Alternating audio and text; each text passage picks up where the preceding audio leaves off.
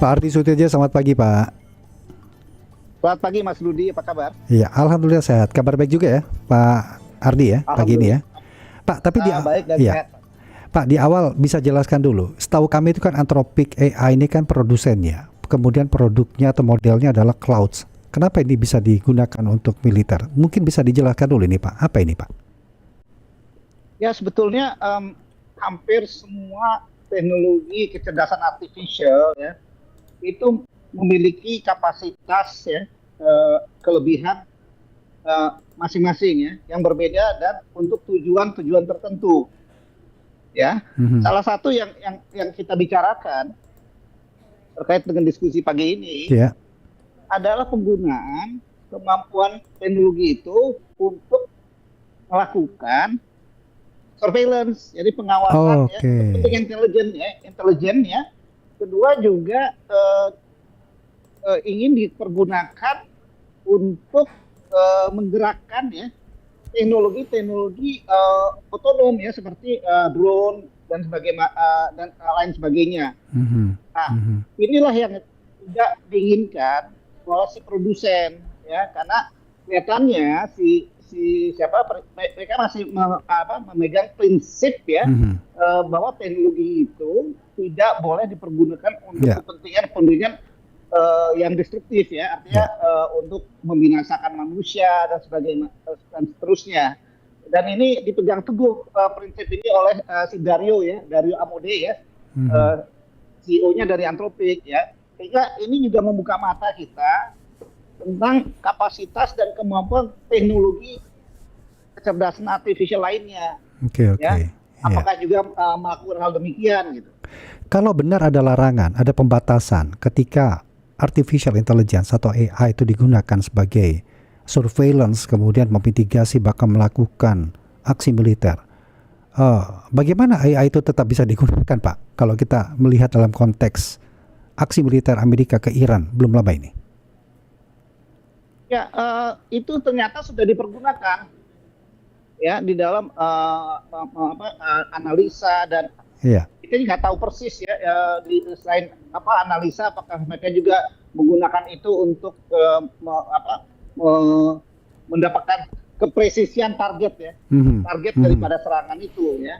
Itu justru sudah melampaui prinsip-prinsip yang dianut oleh Anthropic ya, bahwa itu jadi mereka bisa melakukan serangan yang presisi dengan menggunakan AI. Nah itulah yang tidak diinginkan.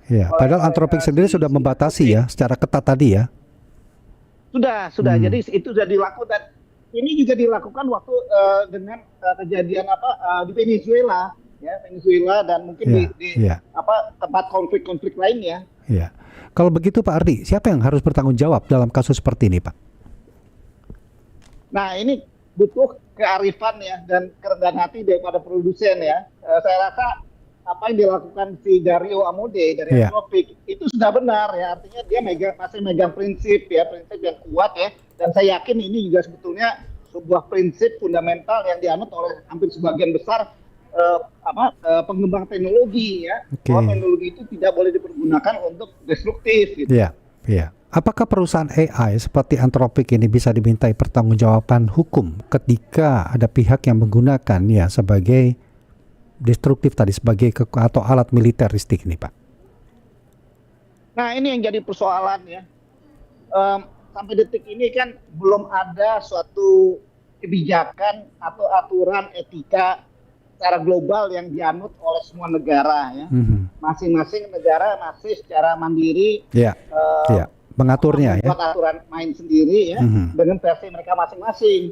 Padahal kalau melihat apa yang sudah terjadi, apa yang kita hadapinya juga merupakan sebuah ancaman pada keamanan nasional. Berarti pengawasan teknologi AI saat ini tidak begitu kuat, tidak begitu ketat dong Pak Ardi ya? Sama sekali tidak.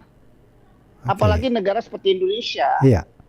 Yang mana kita hanya sebagai pengguna, ya, pemanfaat teknologi, masih banyak hal-hal yang kita tidak tahu dengan teknologi yang terbaru ini. Termasuk penggunaan AI atau termasuk regulasi yang cukup tegas penggunaan AI mengenai atau untuk kebutuhan militer. Itu juga tidak ada regulasi ketatnya, tidak ada ketegasan di situ. Sama sekali belum ada, belum ada. Wow. Tapi Pak, Kita baru melangkah, baru bicara masalah etika. Nah, yang jadi persoalan ini etika yang mana? Etika yang menurut siapa? Ya. Kan kita ada satu prinsip fundamental yang sambil contoh di antropik. Mereka tidak menginginkan teknologi mereka disalahgunakan untuk destruktif. Iya. Tapi Pak, di luar itu bayangan saya ini, jangan-jangan ini bisa digunakan sebagai tanda perang masa depan yang dikendalikan oleh algoritma. Pandangan Anda bagaimana, Pak? Betul sekali. Dan hal ini juga sudah sebetulnya tanda-tanda ini sudah terlihat ketika terjadi skandal Cambridge Analytica. Ya. Oh ya. Ya, itu sudah terlihat bagaimana sebetulnya teknologi AI itu dipergunakan untuk memilah preferensi pengguna media sosial dari hobi, pandangan politik. Nah itu kan pada akhirnya bisa dimanipulasi ya konten-konten yang masuk di media sosial untuk mendapatkan dukungan dari pengguna. Oke. Tapi bisa dibayangkan atau bagaimana penjelasannya atau resiko terbesar yang akan dihadapi ketika AI yang digunakan tadi, terutama dalam hal militer, dalam suasana perang, salah membaca atau salah algoritmanya, Pak? Nah, ini yang kita bukan kayak itu. Ya, sangat mungkin terjadi juga kan? Sangat mungkin terjadi. Itu yang dikhawatirkan karena si pengembang sendiri juga meyakini bahwa batas kemampuan AI itu mereka juga belum meyakini mereka bisa kendalikan. Bisa artinya dia bisa bergerak sendiri tanpa kita pahami ya. Iya, karena dilatih dari permodelan tadi itu mereka bisa dengan inisiatifnya berjalan sendiri, begitu kan maksudnya Pak ya? Betul. Makanya sekarang dengan yang apa kita hadapi sekarang di konflik Iran dengan Amerika ini, ini ada suatu babak baru di mana AI sudah dipergunakan sebagai senjata. Iya. Nah, seberapa siap pertahanan siber kita, Pak, menghadapi hal-hal berbasis AI seperti ini? Aduh, saya kalau ditanya itu agak sedih menjawab ya. Kita masih fragmented cara pandang kita mengenai ancaman dan bagaimana kita menyiasati ancaman teknologi ke depan ya. Apalagi kita ini kan boleh dikata masih awam ya, masih tetap awal memahami risiko dan ancaman cyber. Apalagi kita juga baru melalui suatu fase yang sangat penting ya di dalam hal ancaman cyber itu ketika yang namanya seorang presiden Republik Indonesia itu disadap oleh negara tetangga. Dari situ aja kita sudah melihat ya kerentanan yang luar biasa dari pemahaman, pengetahuan dan komitmen.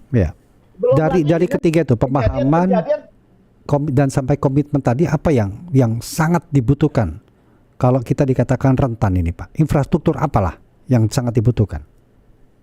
Memang ini ada melibatkan infrastruktur ya. Tapi yang paling penting di sini adalah cara pandang. Kita bicara kemampuan sumber daya manusianya ya. Cara pandang kita harus kita rubah bahwa yang nama kita pergunakan sebagai teknologi itu pisau bermata dua. Wow, iya. Dan apa berarti yang harus dilakukan kalau begitu? Terutama masyarakat ikut waspada terhadap ancaman AI atau meminta satu untuk menyusun regulasi melengkapi semua atau mengubah cara pandang dengan cara yang bagaimana? Seperti apa ini? Ya, regulasi jadi penting ya. Karena itu adalah poin pertama yang harus dilakukan. Namun, dalam menyusun regulasi itu harus juga melibatkan komponen pelaku industri, ya, perguruan tinggi, dan tentunya stakeholder lainnya. Kenapa? Semua kita hadapi tidak bisa diselesaikan oleh satu pihak. dan kemampuan pemerintah sendiri itu sangat terbatas dan tidak bisa membuat regulasi berdasarkan informasi yang ada di Google, informasi yang sampai ke pihak ketiga. Harus ada komponen-komponen independen yang bisa menyaring informasi yang akan menjadi regulasi. Ya. Kedua, kita harus mampu mengembangkan kapasitas nasional kita. Ya. Itu yang mencakup riset, ya, pelatihan SDM, dan literasi digital. Dan ketiga, kita juga harus mengedepankan langkah diplomasi dan kerjasama internasional. Ya. Dan yang terakhir, yang keempat, kita juga harus mampu untuk meningkatkan ketahanan cyber kita. Baik. Nah, ini kok bicara soal ini panjang. Ya. Dan yang terakhir, yang terakhir ada 5 poin ya. Kita harus bangun kesadaran dan kesiapsiagaan masyarakat. Baik, kalau begitu terima kasih banyak Pak Ardi.